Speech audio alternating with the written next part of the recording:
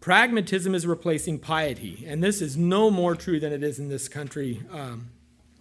Barna says, growing numbers of people are less interested in spiritual principles and more desirous of learning pragmatic solutions of life. We go to college so we can get a good job.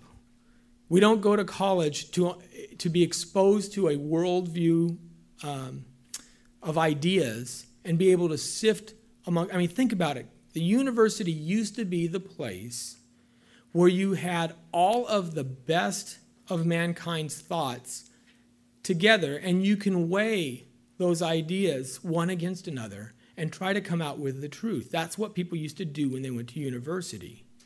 You read even the biography of John Adams, the second president of the U.S. He was reading Virgil and Ovid in the original Latin.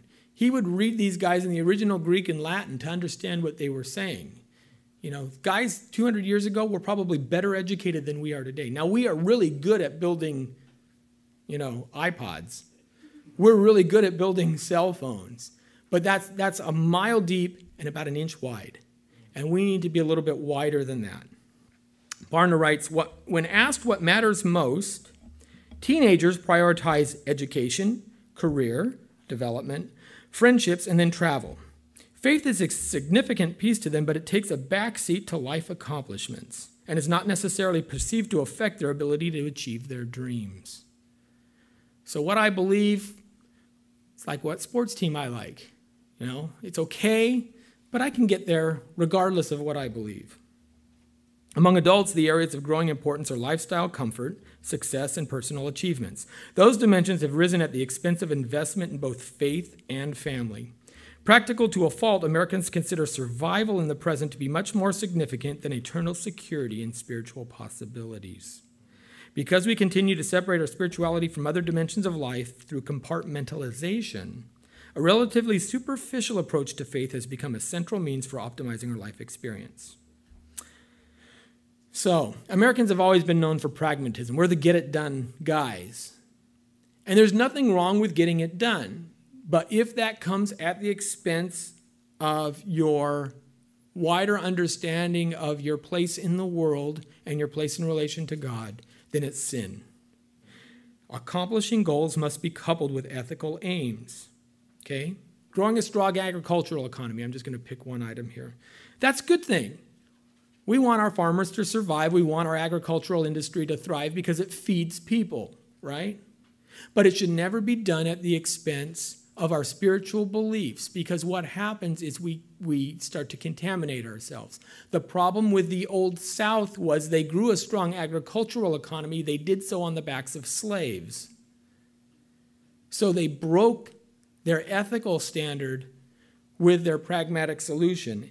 And as such, the economic model wasn't feasible, and it finally fell apart. It was forced to fall apart by Northerners and others who knew that slavery was a problem. So as Christians, we should always judge our actions and desires with an eye towards what the ethical outcome, what the spiritual dimension means. Paul instructed the Thessalonian church that they should, quote, examine everything carefully, but hold fast to that which is good. And as C.S. Lewis says, the only way we can measure anything, the only way we can tell what a crooked line is if we know what a straight line is first. So first we have to start with what the proper ethical boundaries are, what God would have us do, and measure that. A second thing that we need to do, that we're really bad at, is we need to start getting a little quieter in our lives. Now this is a hard one, guys. I'll admit to you, this is a hard one. We need to learn to be a little more contemplative. And it's never been more difficult than it is right now. Barna noted part of the problem with our pragmatism when he wrote, the turbocharged pace of a society leaves people with little time for reflection. The deeper thinking that occurs typically relates to economic concerns or relational pressures, right? Got to solve the problem. I got another email. I got to get this done. How do I finish this assignment? How do I get ahead in my job? How do I deal with the bills that are coming in? Spiritual practices like contemplation, solitude, silence, and simplicity are rare. It is ironic that more than 4 out of 5 adults claim to live a simple life. Now, I know America. I don't think 4 out of 5 adults are living a simple life. See, our noisy life can inhibit our walk with God. The noise of this present age has trained us. We're actually trained to be uncomfortable in quiet reflection. And if you think I'm lying, I'm going to have you all tonight, and I'll bet you every one of you guys do it. When you're driving home, I'm going to have you do a little experiment. Turn off your radios and see how long you can go in just thoughtful reflection while you're driving. And I want to challenge you for at least 15 minutes.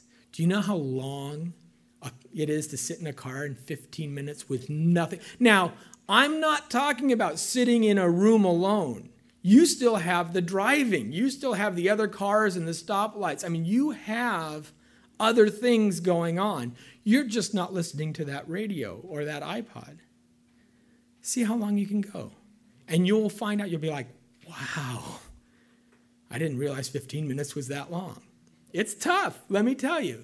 But you can work at it.